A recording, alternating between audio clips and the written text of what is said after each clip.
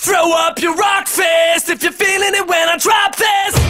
A lot of people with some impact injuries, so it brings me to that first point of the rower is phenomenal because there is no impact. You're still working your legs very hard as if you would in a run, although you got a low impact, so anybody can do it, whether there's a lower back pain, hip pain, knee pain. Along with that, the upper body in a row is also worked extremely towards the end of the row. So you initiate the row with your legs, you're going to end up, you end the row with your arms. So you're getting a full body workout in the fact of your upper body, lower body.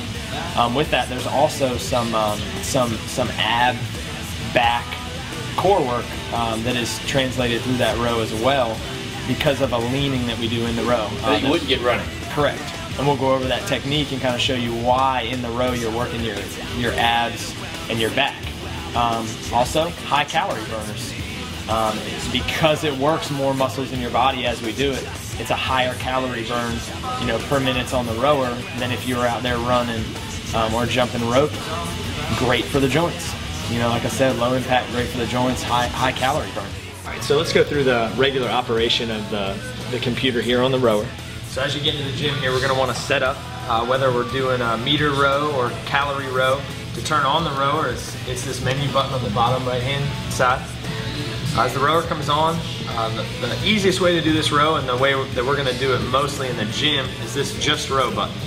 So go ahead and just row, and then we'll show you the screen here. We've got a lot of different things that this screen can do. One way to change it is just the display. So we're broken up into a lot of different parts here right now. So we're going to get a little more simple on the screen. We're going to hit change display until it pops up a little simpler, a bigger version, which is right here. The top number is going to be your total time rowing. It's just like a stopwatch. The second number here is going to be your pace per 500 meter run. Row. It'd be like if you were out for a run and you were pacing your mile at 8 minutes a mile or 9 minutes a mile, except we're going to pace it on a 500 meter row. Number right here, the third number down, is the meters you have actually rowed. And then the last one, this is the bottom left, pretty important, is the strokes per minute. That's how many times you're pulling that rower per minute. To change the unit, so if we want to look at something a little bit different than meters, if we want to look into calories or watts, which we'll get into in the gym in the future, you would just type in or hit this change units right here. That gives you a little bit of different units, but we go twice, so it'll give you an average watts, and we're rowing for watts, or if we row right here for calories per hour. Again, something we'll go over in the gym if we need to change.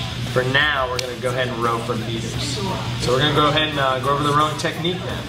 I'm Josh from CrossFit Innovate, here with Justin, one of the trainers, and we're going to go over the technique of a row.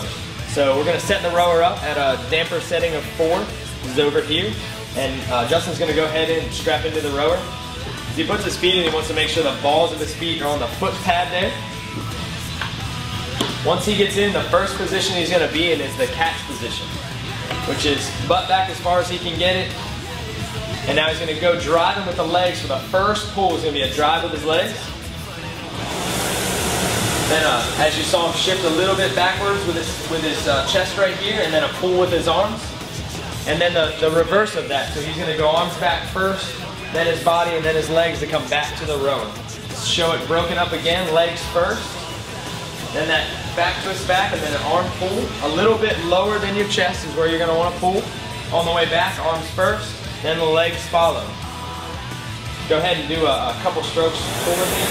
Notice how Justin is not in a hurry to get back to pull again. You always want to catch up to the fan. That just means that as you pull, you want to be a very violent pull with your legs and arms, but you want to take your time coming back to the row. He's pulling here at about 24 strokes per minute.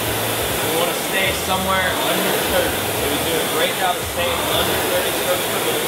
Hard drive with the legs off the ball of your feet.